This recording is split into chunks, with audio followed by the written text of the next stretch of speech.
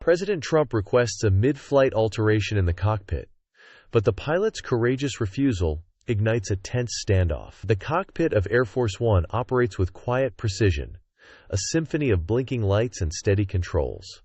Major Daniel Carter, an experienced U.S. Air Force officer, occupies the pilot seat, his hands steady on the yoke, eyes scanning the instruments. His co-pilot, Captain Emily Hayes, monitors the radar, her concentration unwavering. The plane glides at 35,000 feet, transporting the most powerful individual in the world to his next destination, but the tranquility is about to be disrupted. The cockpit door opens with a soft click as President Donald Trump enters, his presence filling the compact space. Secret Service agents linger just outside, their shadows visible through the doorway. Trump, dressed in a sharp navy suit with a red tie, adjusts his cufflinks, his expression a blend of curiosity and authority. Major Carter glances over his shoulder, nodding respectfully. "President," Carter says, his voice steady. "Good to see you, sir." Trump raises his hand in a gesture of command, his palm open, a faint smile on his face. "Major, I've been considering," he begins, his tone carrying that familiar confidence. "We're currently flying over Ohio, correct?" Carter nods, his eyes flicking back to the controls. "Ohio. We're on course, passing over Ohio." As we approach our scheduled stop, Trump steps closer, his hand still raised, his voice firm. "I want you to modify the flight path. Let's do a flyover of Columbus. My supporters down there would love to see Air Force One. It'll be a memorable moment, a symbolic gesture. They'll talk about it for years." The air in the cockpit thickens. Captain Hayes glances at Carter, her eyebrows slightly raised, but she remains silent. Carter's grip on the yoke tightens, his mind racing.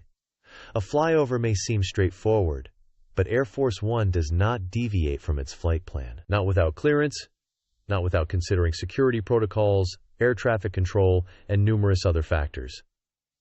He turns to face Trump, his expression calm yet resolute. "Mr. President," Carter says cautiously, "I understand the sentiment, sir, but I'm afraid that's not feasible. We have strict safety and protocol regulations. A deviation like that requires prior approval from multiple agencies, and we can't risk any security issues." Trump's smile fades, his hand lowering slightly. He leans forward, his voice dropping to a more intense tone. "Major, I'm the President of the United States. I'm instructing you to make it happen. It's a simple flyover. My supporters deserve to see this plane. They elected me, after all." Carter holds Trump's gaze, his jaw set. He's piloted Air Force One for years, trained to handle pressure. But this is a challenge unlike any other. He understands the stakes. Disobeying a direct order from the president could lead to consequences, but compromising safety protocols could be disastrous. He takes a slow breath, choosing his words carefully. "Sir," Carter says, his voice firm yet respectful, "I have the utmost respect for you and your office, but my primary duty is to ensure your safety and the safety of everyone on board. A last-minute change like this is too risky. We would need clearance from the FAA, coordination with local air traffic, and a full security assessment. I can't authorize that without following proper protocol." Trump's eyes narrow, his hand dropping to his side. He steps closer, his voice rising slightly. "You're telling me no?" "I've flown on plenty of planes, Major. I know what's feasible. I'm not asking for a landing, just a quick flyover. Make it happen." The tension in the cockpit is palpable. Captain Hayes shifts in her seat, her hands hovering over the controls, ready to assist if necessary. The hum of the engine seems louder now, filling the silence between the two men. Carter remains unfazed.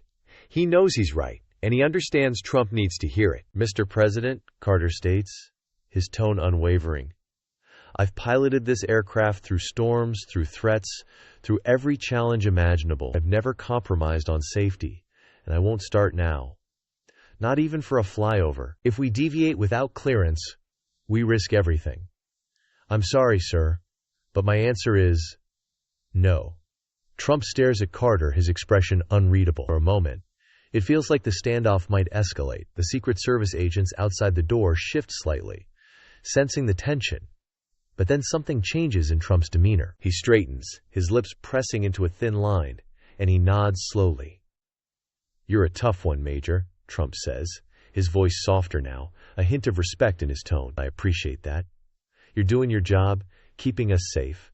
I can respect that." Carter exhales quietly, his shoulders relaxing just a bit. "Thank you, sir," he replies, his voice steady.